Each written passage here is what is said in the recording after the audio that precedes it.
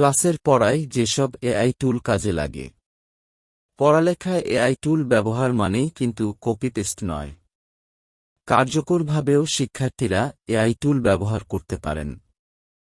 এমনই কয়েকটি টুল অর্থাৎ ওয়েবসাইট, সফটওয়্যার বা অ্যাপ সম্পর্কে জেনে নেওয়া যাক। গ্রামারলি। নানা প্রয়োজনে ক্লাসের অ্যাসাইনমেন্ট থেকে শুরু করে ইমেইলও লিখতে হয় ইংরেজিতে। ইংরেজি লিখতে গিয়ে অনেকেরই বানান বা ব্যাকরণগত ভুল হয়। এক্ষেত্রে এআই নির্ভর ওয়েবসাইট গ্রামারলি বেশ কাজের, যেখান থেকে শিক্ষার্থীরা যে কোনো ইংরেজি লেখার বানান ও ব্যাকরণগত ভুল ঠিক করে নিতে পারেন। দ্রুত গতিতে ব্যাকরণ, বানান, বিরামচিহ্ন ও লেখন শৈলী ঠিক করার পাশাপাশি লেখার ধরন উন্নত করতে কাজ করে গ্রামারলি। আপনার লেখার কোথায় কী ধরনের ভুল হচ্ছে, কিভাবে সেগুলো শুধরে নেওয়া যায়, চাইলে গ্রামারলি ব্যবহার করে শিখে নিতে পারেন। Notion app. এখন দেখা যায় বিশ্ববিদ্যালয়ে 4টা কোর্সের 4টা হোয়াটসঅ্যাপ গ্রুপ। আবার ক্লাসের ভেতর যখন গ্রুপ প্রজেক্ট জমা দিতে হয় সেসবের জন্য আলাদা গ্রুপ খুলতে হয়। অ্যাসাইনমেন্ট জমা দেওয়া, ক্লাস প্রেজেন্টেশন সহ নানা কাজে শিক্ষার্থীরা পুরো সপ্তাহ ব্যস্ত থাকেন। সবকিছু মাথায় রাখা কঠিন। এই সমস্যা সমাধানে নোশন অ্যাপ বেশ কার্যকর। বিভিন্ন কাজের তথ্য, প্রয়োজনীয় নোটিশের ছবি, লেখাসহ নানা কিছু এই অ্যাপে সংরক্ষণ করে রাখা যায়। ক্লাস নোট নেওয়া, বিভিন্ন অ্যাসাইনমেন্ট ও গ্রুপের কাজ ব্যবস্থাপনা সহ দৈনন্দিন সব কাজের তথ্যাদি তালিকা আকারে রাখতে নোশন অ্যাপ ব্যবহার করতে পারেন। চ্যাটজিপিটি। শিক্ষার্থীদের কাছে চ্যাটজিপিটি সম্ভবত সবচেয়ে জনপ্রিয়। এমনকি গুগল সার্চের বদলেও অনেকে তথ্য অনুসন্ধানের জন্য চ্যাটজিপিটি ব্যবহার করতে শুরু করেছেন। বন্ধুর সঙ্গে গল্প করার মতো করেই আপনি চ্যাটজিপিটির সঙ্গে আলাপ করে প্রয়োজনীয় তথ্য জেনে নিতে পারবেন। অ্যাসাইনমেন্ট বা প্রেজেন্টেশনের কাজ গুছিয়ে নিতে অনেকে চ্যাটজিপিটি ব্যবহার করেন। পরীক্ষার আগে নিজেকে যাচাই করার জন্য আপনি চ্যাটজিপিটি ব্যবহার করতে পারেন। নির্দিষ্ট কিছু তথ্য দিয়ে আপনি যদি চ্যাটজিপিটিকে প্রশ্নপত্র তৈরি করে দিতে বলেন, সে চমৎকার সাড়া দেবে। ফলে মডেল টেস্ট দেওয়া সহজ হয়ে যাবে। তবে কপি পেস্ট করা যাবে না একদমই।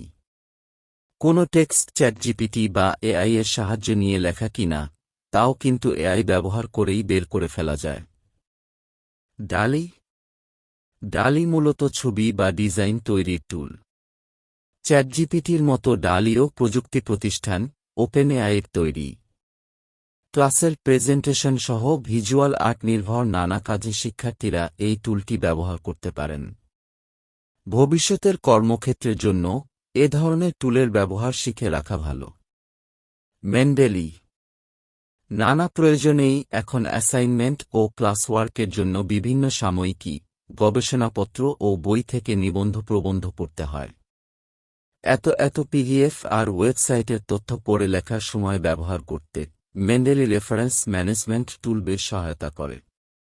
এই টুলের মাধ্যমে শিক্ষার্থীরা নিজেদের গবেষণাপত্র ও বিভিন্ন নিবন্ধ গুছিয়ে রাখতে পারেন। নোটবুক এলএম।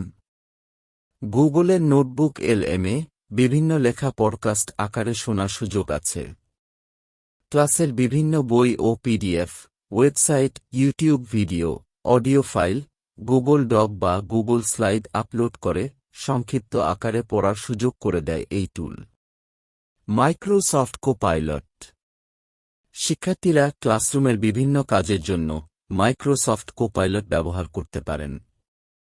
বিভিন্ন তথ্য সংক্ষিপ্ত করা, অ্যাসাইনমেন্টের জন্য ধারণা নেওয়া, জটিল ধারণার সহজ উপস্থাপন ও ব্যাখ্যা পাওয়া, লেখার দক্ষতা উন্নত করা, প্রশ্নের দ্রুত উত্তর খুঁজে নেওয়া, এমন নানা কাজে অনেকে এই টুলের সহায়তা নেন। মাইক্রোসফট অফিস ওয়ার্ড, এক্সেল ও পাওয়ার পয়েন্টের মতো অ্যাপ্লিকেশনে মাইক্রোসফট কোপাইলট ব্যবহার করা যায়। PDF AI. ক্লাসের নানা প্রয়োজনে শিক্ষার্থীদের প্রচুর পিডিএফ পড়তে হয়। এত পিডিএফের হাজার পৃষ্ঠার তথ্য মনে রাখা বা খুঁজে বের করা কঠিন।